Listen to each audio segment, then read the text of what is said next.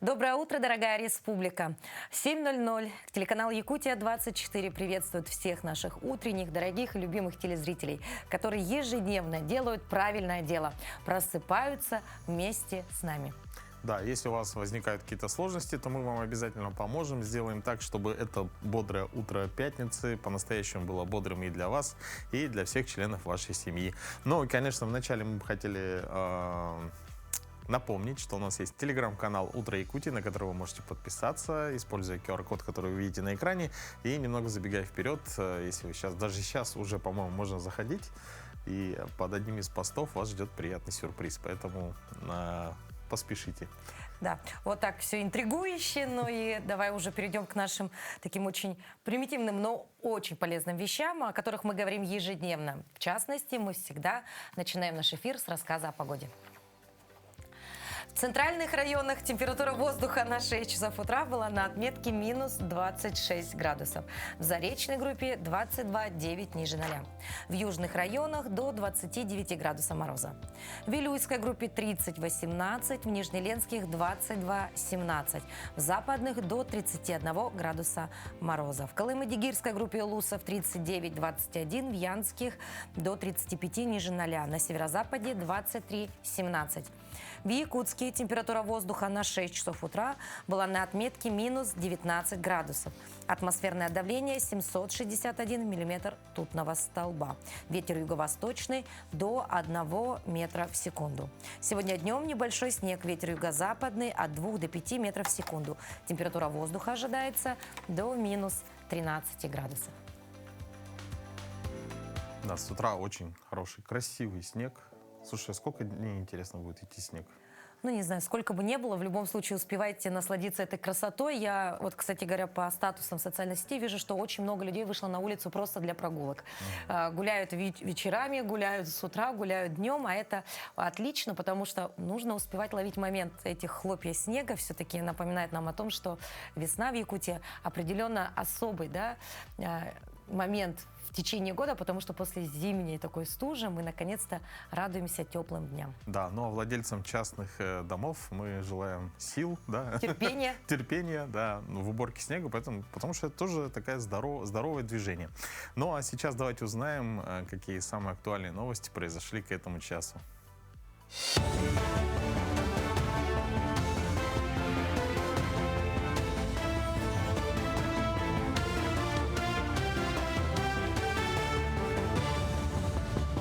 Доброе утро, коллеги и телезрители. Расскажу о самых заметных событиях к этому часу.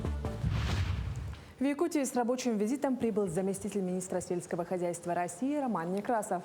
Он осмотрел предприятие «Сахагроплем», побывал в криохранилище семян и оценил тепличный комплекс «Саюри».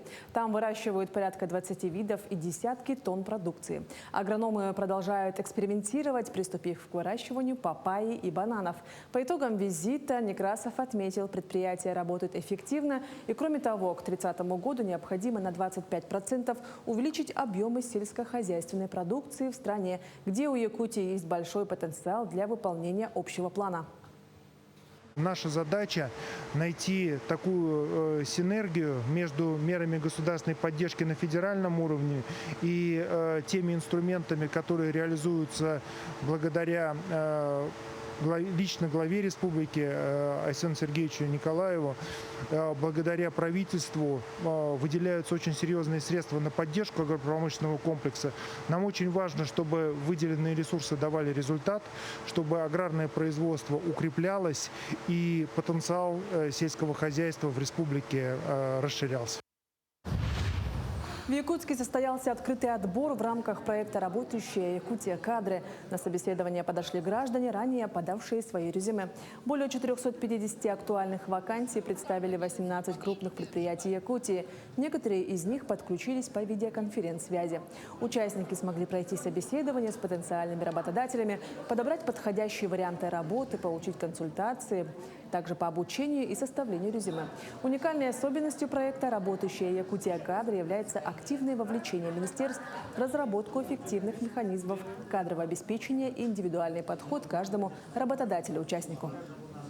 Сегодня у нас в этом году первый открытый отбор проводится, где будут участвовать 18 предприятий. Из них подключается ВКС 2 предприятия. Сбор резюме завершился вчера, получается, да, позавчера. Мы, значит, предоставили полностью резюме граждан работодателям нашим, да, которые вот на сегодняшний день принимают участие. И они вот данных граждан уже пригласили на собеседование в открытом отборе. Алроса почти вдвое увеличила финансирование Мирнинского природного парка «Живые алмазы Якутии». В этом году на содержание животных и благоустройство территории компания направила 7 миллионов рублей. Парк в Мирнинском районе – это особо охраняемая зона площадью более 32 тысяч гектаров. Здесь в естественных условиях живут бизоны, яки, изюбры, медведи и даже павлины. Деньги пойдут на корма, уход за животными и обновление вольеров. Ежегодно парк посещают тысячи жителей и гостей Мирнинского района. В Якутске подведут международный турнир памяти Романа Дмитриева. Участие примут представители зарубежных команд и регионов России. В Якутске 7 и 8 марта вновь соберутся одни из сильнейших борцов юниорского возраста. В этом году турнир посвящен 50-летию триумфа воспитанников Якутской школы борьбы на Олимпийских играх в Монреале. На сегодняшний день предварительно мы ожидаем борцов из Азербайджана, Армении, Беларуси, Грузии, Казахстана, Кыргызстана, Монголии и Молдовы. Также подтвердили свое участие представители регионов России. Турнир соберет около 170 участников, рассказали училище Олимпийского резерва. Ну, для кого-то новостной блок – это такая возможность пробудиться, так сказать, запустить мозговую деятельность, да, ну, либо обсудить со своими близкими за чашечкой утреннего кофе те или иные новостные сюжеты, да. Ну, а для кого-то, конечно, нужна все-таки активность. Да, но я думаю, что многие из наших телезрителей, так как сейчас еще только начинается 7 часов утра только, да, возможно, что вы еще находитесь в кроватях, но для вас есть сюрприз. Мы предлагаем сделать вам прямо сейчас утреннюю гимнастику, потому что это один из самых бережных способов пробуждения. Но делать сегодня мы будем ее прямо в кровати. Мы не нагружаем суставы, не создаем резких перепадов давления, а мягко должны будем разогреть свое тело. Например, круговые движения стопами улучшают кровоток в ногах, а подъемы таза укрепляют ваши ягодицы без риска травм. В нашем сюжете мы покажем полный комплекс упражнений для зарядки в кровати. От простых движений пальчиками до легкой растяжки. Повторяйте за нами и начните день с пользой.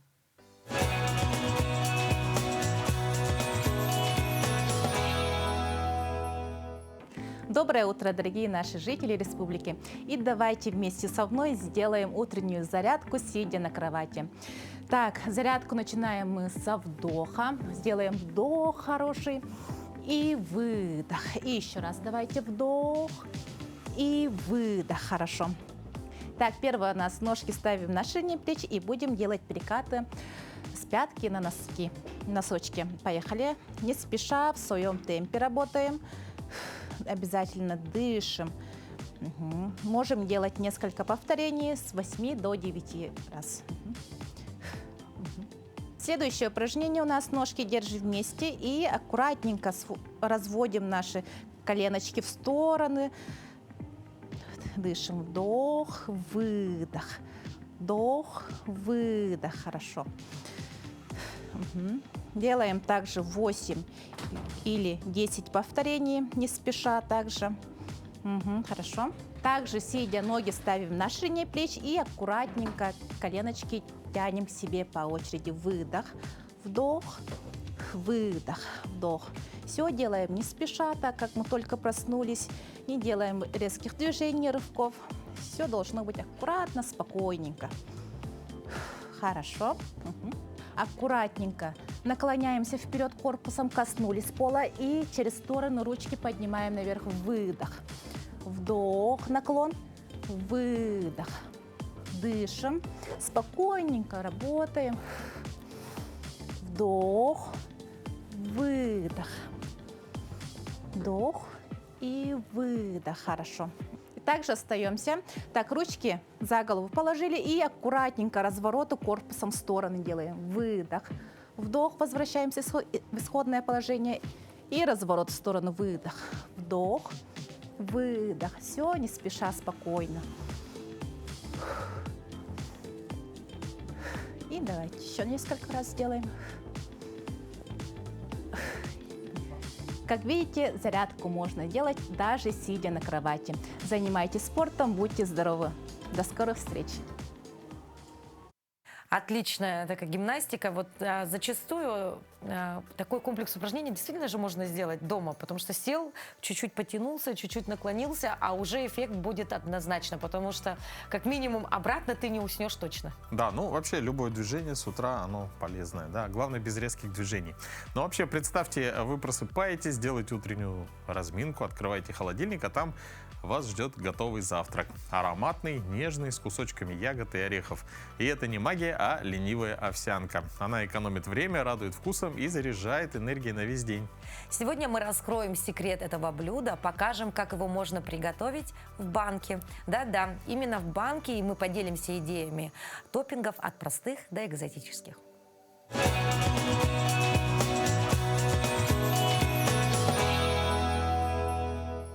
Доброе утро, меня зовут Андрей Мустяцы, я шеф-повар ресторана «Шпинат и мясо». И сегодня мы с вами приготовим завтрак «Ленивая овсянка». И это как раз тот завтрак, который можно приготовить с вечера, а точнее даже нужно. Ну что, приступим к приготовлению. Для этого нам понадобится чернослив, мед, любая ягода, которую вы только любите. У меня замороженная брусника. Овсяные хлопья, мята для украшения, клубника, йогурт и банан. Для этого завтрака лучше подойдет йогурт с минимальным количеством жира. У меня 1%. В первую очередь измельчим чернослив. Он у меня предварительно запаренный. Нарезаем его такой соломочкой небольшой. Буквально несколько штук. Все, чернослив порезали, убираем в сторонку. И начинаем собирать. В первую очередь на дно нашего стакана наливаем часть йогурта. Затем пару ложек овсяных хлопьев.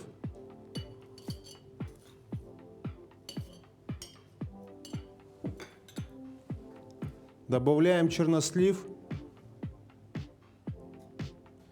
Так, нарежем еще банан. Так, добавляем банан.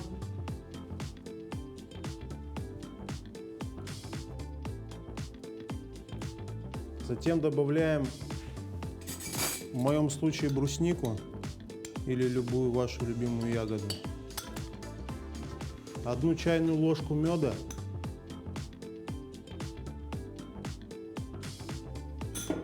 Затем добавляем еще часть йогурта. Всыпаем остатки овсяных хлопьев, банан, чернослив, немного ягоды и заливаем остатками йогурта. Так чем же полезна овсяная крупа? Какие компоненты входят в ее состав? Какую пользу они приносят для улучшения внешности и самочувствия? Овсяная крупа богата белком, линолевой кислотой, витаминами группы А, В, С и ПП, а также минералами. Итак, наша ленивая овсянка готова. Осталось ее убрать только на ночь в холодильник и утром наслаждаться замечательным завтраком. Приятного аппетита! В Якутске готовится к открытию выставка «Цветы России». Художник-ювелир Маргарита Зимина, приуроченная к Году культуры в Республике Саха-Якутия и Международному женскому дню. В экспозиции 27 украшений, каждый из которых символизирует особый цветок нашей Родины. Особое внимание уделено 5 цветам Якутии – сардане, багульнику, жаркам, марину, корню и подснежнику. Работы Маргариты Александровны поражают своей реалистичностью. При первом взгляде кажется, что перед нами живые цветы. Сегодня подробнее о выставке, о творчестве и о тонкостях ювелирного искусства мы поговорим с нашими гостями. Знакомьтесь, у нас в студии художник-ювелир, автор выставки Маргарита Зимина и генеральный директор ювелирной компании Андрей Зимин. Доброе утро. Доброе утро. Доброе Доброе утро. Очень рады, что вы нас пригласили. Хотели сразу же, пользуясь случаем, передать наши наилучшие пожелания, сказать огромное спасибо руководству вашего региона, руководству Гохрана, Республики Саха-Якутия. И нам очень приятно, потому что ювелиров все-таки много. У нас в стране много известных ювелирных домов в Европе. И выбор пал на нас. Для нас это большая честь. Мы не только хотим показать свои украшения, хотим посмотреть творчество ваших мастеров, хотим увидеть ваши работы, хотим как можно больше впитать ваш национальный код и через это получить вдохновение. И, возможно, мы уже даже в планах есть. Вот мы сделали один цветок сардана, но мы планируем еще сделать некую такую коллекцию и в память об этой поездке. И вообще, я думаю, это будет очень интересно и для всех регионов, включая, конечно, нашу Московскую область, мы сами из Московской области, ну и участвуем на многих выставках в Москве. В Москве. Ну вот вкратце Андрей уже рассказал, да, вообще о том, откуда вы приехали, да, с какой целью. Вот, Маргарита, все-таки поговорим про, значит, непосредственно ваше творчество, да. Что вдохновляет вас вообще в природе России, да, и почему именно тема цветочная, да, и, возможно, какой-то цветок оставил и повлиял на вас прям очень так четко, ярко, и вот отсюда появилась такая коллекция. Природа России очень разнообразна. У нас огромная страна. И все, что связано с природой, меня очень вдохновляет. Но также бабочки, травинки, ягоды тоже присутствуют в моих работах. Но цветы являются главным объектом любви в моих украшениях. Если говорить о цветах в целом, то больше всего я люблю весенние цветы. Это такой короткий период цветения. Эти цветы очень трогательные, нежные, очень трепетные. И если бы у меня была такая возможность, мне бы очень хотелось остановить время, и чтобы именно этот период длился максимально долго, когда еще лежит снег, солнце уже согревает, и появляются вот эти первые прекрасные цветы. Но если говорить о какой-то конкретной работе, которая стала наиболее важным, значимым украшением на моем пути, то это брошь-одуванчик. Ее можно увидеть на выставке. Вот это она, да? Это она? Да, это брошь-одуванчик. Сделала я это украшение уже больше 10 лет назад. Для меня тогда это украшение казалось сложным, выполнимым. Но, к счастью, все успешно получилось. И тогда я поверила в себя. И одуванчик был отмечен на конкурсе дипломом. И для меня это такая вещь знаковая. Уже неоднократно хотели приобрести эту работу, но я считаю, что приносит мне удачу одуванчик. Я с ним Ваш не талисман, расстаюсь. да? Мой талисман. Ваш талисман. Ну, очень красиво, очень реалистично. Как вам удается достигать вот такой реалистичности? Но я Есть думаю, какие-то все-таки это художественное образование, это очень важна насмотренность. Ну и вообще, конечно, все идет из детства. Я всегда очень любила цветы. У меня даже был какой-то исследовательский дневник, где я цветы зарисовывала, подмечала какие-то их особенности. Ну, действительно, это все из детства. Цветы я очень люблю. Интересно, да, так как вот такое увлечение в детстве рисовать цветы переросло уже в такое более серьезное дело вашей жизни уже, да. Но вопрос к Андрею. Какие тенденции сегодня в ювелирном искусстве вы считаете наиболее перспективными? Вот что будет востребовано в ближайшие годы? Ну, знаете, мне кажется, что здесь даже не о сегодняшнем дне или о каком-то вот периоде времени в будущем, а лучше заглянуть в историю. Все-таки мы знаем много известных ювелиров прошлых лет, которые действительно достигли высоких своих идей, реализовали очень много интересных своих работ, создали, да. И вот речь идет о том, что, знаете, вот именно чтобы это украшение, оно отличалось, его можно было выделить. Вот смотришь украшение, скажешь, да, это вот сделано вот этой ювелирной компанией. То есть я считаю, что и в будущем, и в прошлом вот эти тенденции на некую индивидуальность, на свой подход, на какой-то вот свой художественный образ, свой стиль, понимаете? И это оно помогает быть узнаваемым. Это сразу, знаете, и среди людей, среди публики вызывает интерес. Понимаете? Когда вещи все как-то похожи друг на друга, то они, ну, уже понятно, что это какой-то масс-маркет. А когда вот вещи, вот как раз, которые Маргарита создает, они сразу вот видно, эта брошь создала Маргарита Зимина. То есть прям это сразу Видно выделяется. почерк, да?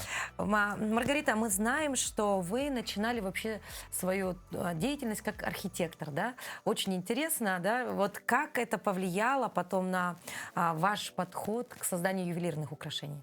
Ну, знаете, здесь стоит сказать о том, что когда я получала образование в академии, помимо архитектуры нам преподавали много других предметов, например, как история искусств, живопись, графика, скульптура. А скульптура, она учит пространственному мышлению, пониманию и ощущению гармонии, пропорций, например, как золотое сечение, спираль Фибоначчи. Кстати, многие растения повторяют свою форму по этой спирали. То есть здесь такой комплекс насмотренности, который сейчас мне помогает в проектировании ювелирных цветов. Ну, то есть это своего рода тоже архитектура, да? Вот создать макет как минимум, да, разработать его, да.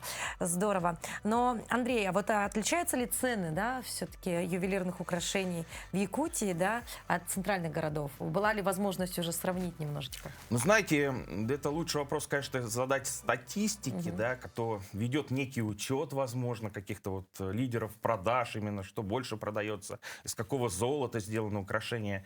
Все-таки у нас немножко более художественные вещи в нашей компании, вот, потому что вот мы очень ценим именно стиль Маргариты, ее видение, и все это идет именно с ее подачи, все вот эти коллекции, ее идеи. Наша задача ей помочь реализовать эти идеи. А что, конечно, касается ценообразования, оно бывает разным.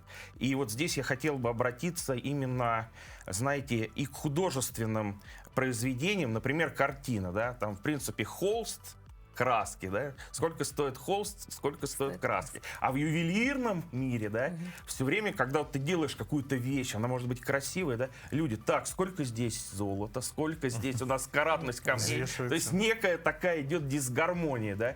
И я вот думаю, может быть, нам вообще, почему-то у нас называют все наши, ну, работы, да, мы ювелирные украшения, а может быть назвать это, например, ювелирный арт, какие-то, да, объекты. То есть вот здесь есть такое противоречие некое, знаете, художественной ценности и материалов, которые применяются вот в этих украшениях.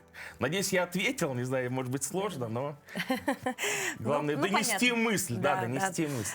Ну и вопрос к Маргарите, да, вот у нас республика богата очень ювелирными мастерами, самобытными мастерами, да, вот что бы вы пожелали, возможно, начинающим мастерам, которые сегодня создают, да, и, может быть, чуть-чуть не уверены в себе, да, либо сомневаются, что выбрали правильный путь? Ну, немного сложно рекомендовать, что-то советовать, потому что путь каждого человека индивидуален. Но если в общих чертах, мне кажется, нужно быть смелым, рисковать, желательно найти, даже это очень важно, найти свою отличительную черту. И также, мне кажется, это очень важно делать то, что именно тебе нравится. Также очень важна насмотренность. Спасибо большое. Да, мы вас благодарим и желаем Спасибо вам большое. Очень приятно. У вас очень хороший коллектив, такая атмосфера приятная, утренняя, бодрящая. Мы желаем, конечно, чтобы выставка ваша прошла на ура. А самое главное, как говорил Андрей, чтобы вы посмотрели и на наши изделия, на работу наших мастеров, и, возможно, обменялись опытом, и, может быть, у вас откроется еще одна уже какая-нибудь совместная выставка, как сейчас модно говорить, коллаборация, и это будет ярким подтверждением дружбы наших регионов, да и вообще в ювелирном мире, мне кажется, дружба – это очень тоже важный фактор. Да Поэтому вообще это всегда в жизни. Важно. Надо строить хорошие отношения. Спасибо. Ну а сегодня мы дарим 2 билета на выставку «Цветы России». Художник-ювелир Маргарита Зимина среди самых активных зрителей. Да, вот эти вот билеты. Условия простые. Подпишитесь на наш телеграм-канал «Утро Якутии» и ответьте на вопрос под закрепленным постом. Победителя сегодня выберем случайным образом с помощью генератора случайных чисел. И итоги подведем в 19:00. Поэтому Спасибо. поторопитесь, быстренько на наш телеграм-канал перейдите и посмотрите, какой там вопрос, и внимательно подумайте над ответом. И уже совсем скоро вы посетите уникальную выставку «Цветы России». Ну а мы продолжаем эфир и поговорим сейчас еще об одном алмазе, но уже из мира животных. В Москве завершилась выставка «Лучшие собаки России», и у нас есть повод для гордости. Якутская лайка по кличке Черный Алмаз Ракета показала блестящий результат. Сначала она покорила строгое судейство из Кореи. Эксперт Пак Кён Чхоль включил ее в десятку лучших. А уже на следующий день австралиец Джеффри Модлин признал ее победителем в конкурсе «Гордость России» первое место. За этим успехом стоят заводчик Лена Сидорова и владелица Мария Катакова.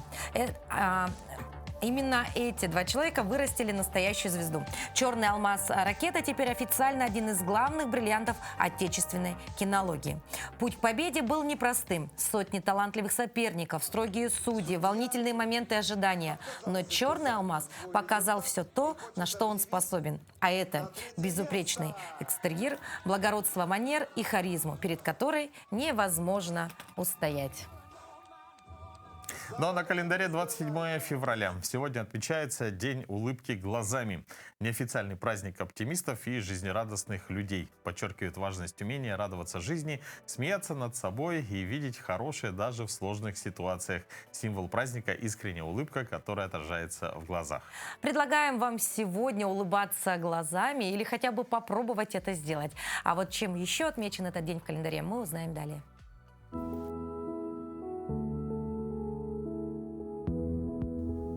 На календаре 27 февраля. В этот день отмечаются Международный день полярного медведя, Всемирный день неправительственных организаций, День сил специальных операций в России. По народному календарю Кирилл – весноуказчик. На Руси Кирилла прозвали весноуказчиком, поскольку по погоде в этот день судили о весне. Если она оказывалась хорошей, это предвещало морозы. День в истории. В 1411 году в шотландском городе Сент-Эндрюсе основан один из старейших университетов. В 1598 году Земский собор избрал русским царем Бориса Годунова. В 1879 году получен искусственный подсластитель сахарин. В 1900 году основан футбольный клуб «Бавария».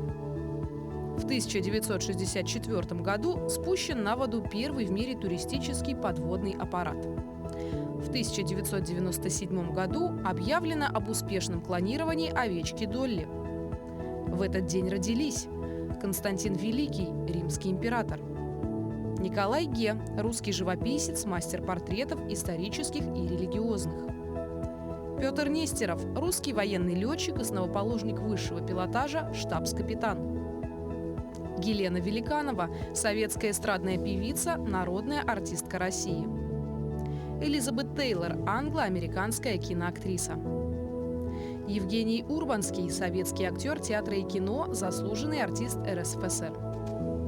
Именины сегодня отмечают Георгий, Исаакий, Кирилл, Константин, Михаил, Рафаил, Федор. Продолжаем наш эфир. Желаем всем отличного, бодрого утра. И сегодня пятница. И традиционно уже наш коллега Дмитрий Аргунов совместно с хранителем городского ретро-музея Ярославом Арбугиным подготовили очередной выпуск рубрики «История вещей» к столетию автотранспорта Якутии. От внедорожников, легковых авто и лимузинов мы плавно переходим к грузовикам. Давайте послушаем, о чем сегодня пойдет речь в рубрике «История вещей». В прошлом выпуске мы говорили о том, что грузовики ГАЗ-АА полуторка и ЗИС-5 трехтонка стали самыми массовыми грузовиками советского времени. По сути, строительство социализма и победа в Великой Отечественной войне невозможно было бы без этих трудяг. Уральский автомобильный завод в городе Миасс был основан в годы Великой Отечественной войны как одна из площадок эвакуированного Московского автомобильного завода имени Сталина с тем, чтобы выпускать грузовые автомобили ЗИС-5. Еще в конце 40-х годов на заводе в Миассе начались работы по созданию нового семейства дорожных двухосных грузовиков средней грузоподъемности перспективной модели 353, в частности, цельнометаллической кабиной и более мощным двигателем. Однако в связи с плановой экономикой было решено модернизировать уже выпускаемую продукцию, что и было сделано в начале 1956 года. Незначительные изменения коснулись внешнего облика автомобиля. Еще с конца 1955 года вместо гнутых крыльев брызговиков угловатой формы, освоенных в производстве еще во время войны для технологической простоты, были применены вновь штампованные крылья округлой формы, во многом похожие на первоначальные, с которыми автомобиль выпускался еще в Москве в 30-х годах. Вместе с тем на эти крылья стали устанавливать указатели поворота, чего раньше не было. Также обновленный грузовик отличался от прежних колесными дисками с 6 отверстиями. Эти автомобили, несмотря на незначительность изменений, получили совершенно новый индекс 355, совсем как новая модель, хотя по своей сути таковой не являлись. Следующая модификация ЗИС-5, Урал ЗИС 355М или М-ка, стала переломной. С освоением этой модели трехтонка утратила свой привычный угловатый облик. Ну и сейчас мы перейдем к такой очень яркой, насыщенной теме, которая также может позволить нам немножечко проснуться, зарядиться энергией, потому что, как известно, самый светлый яркий цвет в полосе спектра – это желтый. Традиционно символизирует солнце, тепло, радость, оптимизм, а еще это сегодняшний дресс-код. Ведь мы идем на желтую вечеринку, которая прошла в Хабаровске. Участники вечеринки не просто в желтом, у каждого определенный образ. Здесь даже два. Первый парень на деревне и красная девица. Супруги Виктор Гришкин и Нина Писаева. Продумано все до мелочей. И обувь, и аксессуары. Наряды шьют сами. Людмила новодет в образе желтой луны. У вас невероятно роскошная шляпа. Кто делал? Я сама все делаю своими руками. Я не работающая пенсионерка. Вот теперь отрываюсь по полной. А шляпки сами делали? Сами сделали. А это из чего? Мне было 80 лет юбилей в этом году. И эта цифра 80. И вот эту из 80 я пополам разрезала, половину ей, половину себе. Не верю, что вам 80. Честно, 8. 45-й год. На танцполе, можно сказать, цветник. Среди желтых тюльпанов, хризантем и одуванчиков издалека заметен единственный и неповторимый гладиолус. Он же Виктор Токарский. Вам нравится вообще участвовать вот в этих праздниках? Что они вам дают? Удовольствие. Все удовольствие, радость, продление жизни. А у меня образ, ну очевидно же, солнечная полянка. Мой костюм называется «Одуванчик». Я, между прочим, была когда-то домодой. Весь город меня помнит, знает. Любые дни рождения, юбилеи, я была как в роли Игоря была. Программа вечеринки насыщенная. Презентация костюмов, выступления творческих коллективов, конкурсы. К примеру, кто быстрее съест кислый, но очень полезный лимон. И, конечно же, дискотека.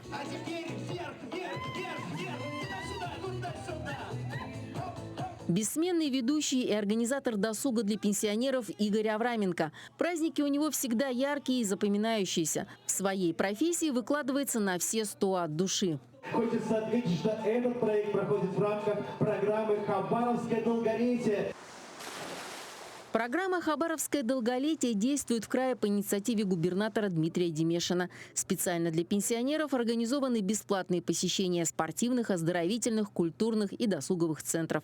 Цель – повышение жизненной активности и здоровья. Мне кажется, благодаря Хабаровскому долголетию мы настолько их заряжаем позитивом, их столько стало много ходить гостей, что нам, если честно, уже некуда их располагать, потому что мы можем в зале поместить 70 человек, а тут готовы и 270 прийти. Свой возраст дамы здесь не скрывают. 97 лет Клавдии Федоровой, ветеран Великой Отечественной войны. Галина Попова, старейшина танцевального коллектива, почти 20 лет танцует в ансамбле. Ей 88 лет. Я не собираюсь останавливаться. Я хожу на цигун китайскую, я хожу зумба. И я желаю всем, чтобы были настроены позитивно, что строить планы наперед. Не туда, успеем туда, а вот именно строить планы. Главная интрига вечеринки. Чей же костюм признают лучшим? В финале первый парень на деревне его муза, гладиолус, желтая луна и мальчик-одуванчик. Выбирали победителя по реакции зала. Луна!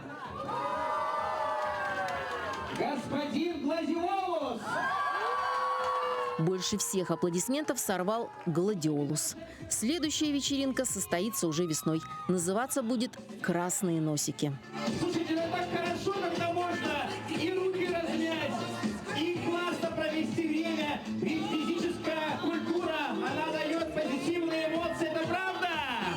Тогда попрыгали все, но папа вокруг себя. I love you. Очень ярко, очень динамично, по-бодрому, да? Не знаю, как тебя, но меня этот сюжет как минимум ослепил. Потому что действительно настоящее буйство красок, энергии, столько желтого, ну, от лимонного драйва до золотого блеска, но я не видела нигде и никогда. А какие яркие образы ты оценил? Да. А ритмы какие? А сколько улыбок у этих прекрасных дам и мужчин? Абсолютно Здорово. с тобой согласен. Но сейчас давайте перенесемся с Хабаровска в Ленск. В Ленске жены участников специальной военной операции записали песню. Мастер-класс по вокалу провела педагог дополнительного образования певица Яна Забелина. Мастер-классы проводятся ежемесячно. Так участницы проекта уже научились приемам самообороны, посетили уроки хореографии и ИЗО, а также приготовили сладкий десерт. Проект под названием «Карта желаний» продлится до июля этого года. Но песня будет непростая, поэтому надо будет постараться. Мастер-класс проводила руководитель эстрадно-вокальной студии «Эдельвейс» Яна Забелина. Началась встреча со знакомства с участницами проекта. После педагог объяснила девушкам базовую технику вокального дыхания, показала упражнения на разогрев мышц лица, а также уделила внимание другим важным аспектам, с которых необходимо начинать каждое певческое занятие. Карл у Клары украл кораллы, а Клара у Карла украла кларнет. Если бы у Клары не крал кораллы, то Клара у Карла не крала кларнет. Далее общение плавно перетекло в интерактивный формат. Девушки на практике осваивали вокальное дыхание с помощью дыхательных упражнений. Потом я опять считаю до 4. Вы делаете один длинный звук. Пока я не досчитала до 4. После небольших распевок Яна Игоревна предложила попробовать девушкам выучить и спеть песню. Музыкальное произведение было выбрано не случайно, по настроению участниц, чьи мужья сегодня находятся на защите Родины. Надо сказать, что и супруг Яны Забелиной тоже сегодня в зоне проведения специальной военной операции. Убираем слезы и попробуем. Хорошо? Договор? Я сейчас буду плакать вместе с вами, у меня тоже муж там. Композиция затронула до глубины души каждую. Заучивая слова, девушки плакали. И не говори прощай, просто помаши рукой, молча на прощание, улыбнусь тебе в ответ, прошепчу молитву вслед, пусть от всех обид Бог тебя хранит. Надо сказать, что женщины спелись, их голоса звучали в унисон. Даже удивительно, зная, что каждая делала это впервые. Я пою в первый раз. Ну, то есть с детства это было всегда «Тебе медведь на ухо наступил». И раскрыть голос, это была моя уже мечта. Ну, я уже больше года думаю об этом, чтобы начать заниматься с голосом. Очень сложно подбирать слова в моменте и управлять своим голосом, чтобы эмоции не глушили голос. Это дорогого стоит. Это навык, который нужно тренировать. Изначально хотела организовать хор жен и матерей. Но у нас очень все сложно, как бы все в своих эмоциях находятся. Может быть, этот мастер-класс даст начало нашему хору все-таки. Может быть, станет началом чего-то нового, стартом. Отрепетировав музыкальное произведение в классе, девушки отправились в студию звукозаписи, где их ждал Евгений Комарицын, певец, музыкант и композитор. Совместно с ним и Яной Забелиной девушкам предстояло поработать над ошибками и записать песню. Без тебя я столько дней Возвращайся, если можешь, поскорей, поскорей. Тоже ровно. В этом мире неуютно, нас с тобой спасают вновь, а то спасают вновь. Вот эти вот выкрутасы убрать, более ровнее. Песня записана. Девушки планируют отправить ее своим мужьям в зону проведения специальной военной операции. Мастер-класс получился интересным и содержательным. Каждой участнице педагоги дали рекомендации. Девушки остались довольны. Каждый мастер-класс – это что-то новое для нас, для всех. Жаль, что у нас сегодня немного, но мы в тельняшках, как говорится. Наш преподаватель Яна нам сказала, что мы сегодня запишем песню. Надеюсь, что этой песней мы порадуем наших ребят, которые защищают нашу страну сейчас, в данный момент, прекрасным клипом, с прекрасной песней. Если честно, голос не привыкший петь по-красивому. Дома за столом это одно, а как бы записывать это другое. Но очень интересно. Проект «Карта желаний» будет проходить до июля этого года. Впереди у участниц еще много интересных мастер-классов. Уже через месяц пройдет занятие по йоге, затем по кройке и шитью, пошиву национальной одежды. После состоится фотосессия. Летом пляжный волейбол и завершится проект путешествием в детство. Светлана Балеева, Виталий Андреев, Ленск.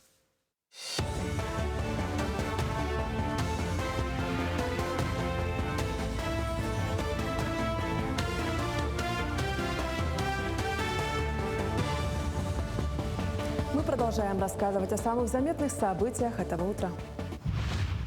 Правительство России расширило перечень видов высокотехнологичной медицинской помощи при лечении онкологии по ОМС. Среди них злокачественные новообразования мочевого пузыря, пищевода и кардии, а также желчных протоков. Так, для пациентов с раком мочевого пузыря первой стадии станет доступна фотодинамическая терапия и трансуретральная резекция. Россияне со злокачественными новообразованиями пищевода и кардии также смогут получить фотодинамическую терапию. Помимо этого, бесплатное лечение положено пациентам с нерезектабельными опухолями и злокачественными новообразованиями. Муниципальные образования и потенциальные работодатели приняли участие в традиционной ярмарке педагогических вакансий. На базе СВФУ студенты и выпускники могли узнать подробности о своей будущей профессии, расспросить нанимателей об условиях работы и оставить свое резюме. В этом году в Якутии в области педагогики ощущается острая нехватка учителей по математике, физике, химии и английскому языку. Поэтому акцент на ярмарке был сделан именно на эти предметы. Всего же в этом году было представлено более 1500 вакансий, а участие приняло свыше 700 человек. В следующем учебном году у нас 35 вакансий, такие как учитель начальных классов, учитель русского языка, истории обществознания. Также в основном учителя математики и физики очень остро нужны. Также у нас в районе предоставляются льготы, такая как единовременная выплата приезжим учителям, у нас 200 000 рублей. Также оплата 50% арендной платы жилья. Также у нас в следующем учебном году 3 квоты по мероприятию обеспечения жильем педагогических работников. Также по земскому учителю у нас 2 квоты. С мессенджером Макс покупки стали еще удобнее. Теперь при приобретении товаров с возрастными ограничениями в розничных магазинах по России можно будет подтверждать свой возраст через цифровой ID в Максе. Его можно оформить в профиле Макса, имея загранпаспорт нового образца, водительские права или биометрические данные, паспорт и учетную запись на госуслугах. Новую технологию для подтверждения возраста начали тестировать еще в прошлом году и в розничных магазинах по всей России. Функция также поддерживается на кассах самообслуживания в более чем 70 тысячах магазинов. Для покупки товаров в категории 18+, достаточно показать или просканировать QR-код из профиля Макс. Данные требования вводятся по всей стране. Все регионы работают по данному направлению. Во всех торговых точках внедряются данные нововведения. В том числе в Якутии ритейл также активно включается в данную работу для подтверждения возраста посредством национального мессенджера MaxID. Преимущество данного нововведения – это соответственно снижение рисков нарушения законодательства, снижение количество времени обслуживания клиентов, а также, конечно же, увеличение доверия со стороны граждан и контрольно-надзорных органов. Кровавую луну смогут наблюдать жители Якутии в марте. Такое явление произойдет единственный раз в этом году, а повторится только в 28-м. Полное лунное затмение произойдет в ночь со 2 на 3 марта. Его еще называют кровавой луной из-за характерного окраса спутника, который он приобретает в тени Земли. На территории России кровавая луна отчетливо будет видна в дальневосточных регионах, в том числе в Якутии. Затмение продлится более 5 часов, из которых полная фаза займет около 1 часа. Пик наступит в 2 часа дня по московскому времени, то есть в 8 вечера по Якутску. Такими были новости этого утра. Всего хорошего и до встречи в эфире.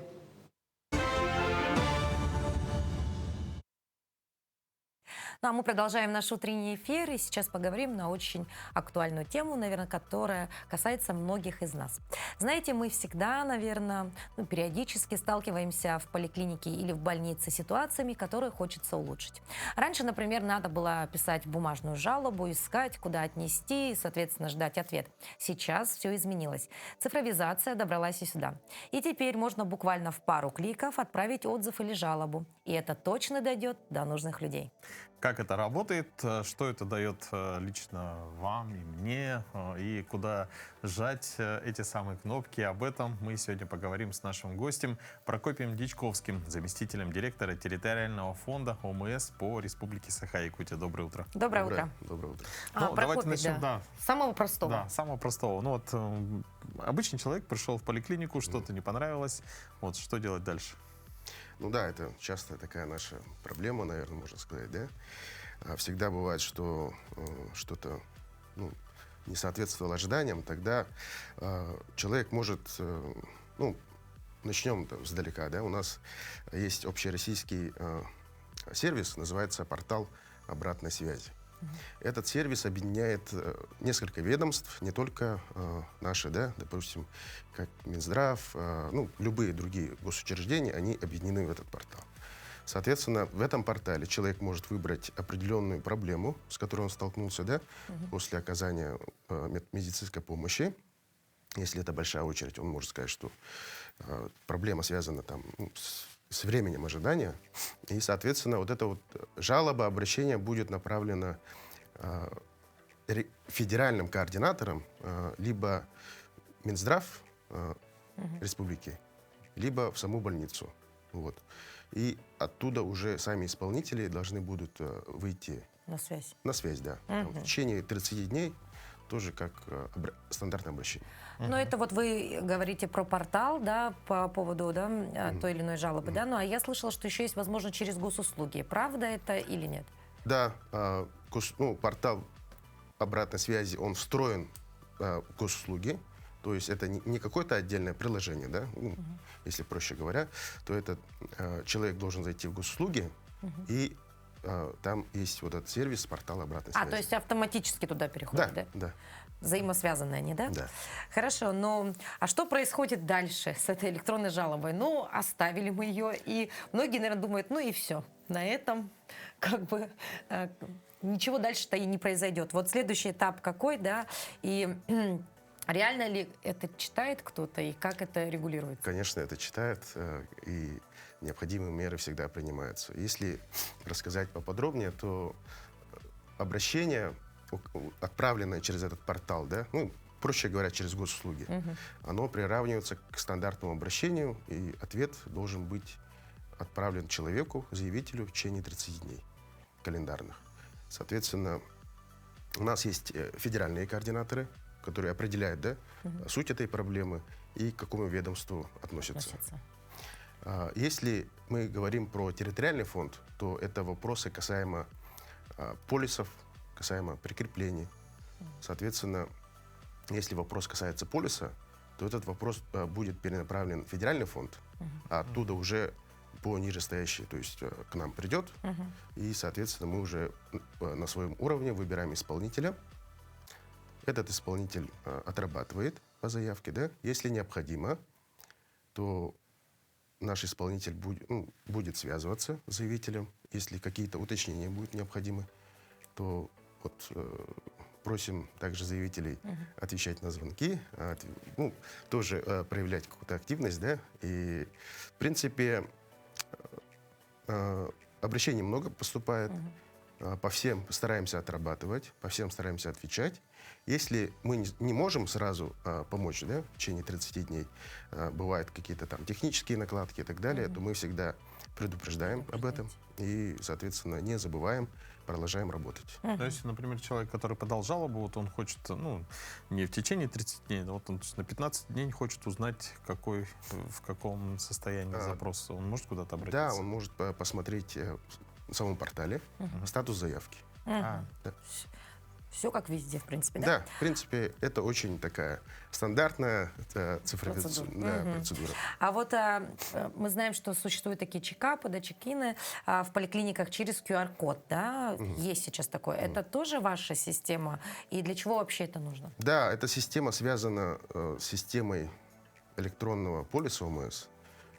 Сейчас у нас нет уже бумажных этих либо пластиковых карточек, да, все эти полисы у нас встроены уже в сами госуслуги. То есть человеку не нужно никуда подходить, получать вот эти полисы, они будут направлены ему уже в приложение госуслуг. Соответственно, он может записаться. То есть это не просто вот система QR, да, это очень такая, скажем так, экосистема, которая позволяет человеку дистанционно обращаться в больницы, дистанционно там прикрепляться, менять страховые и записываться к врачу.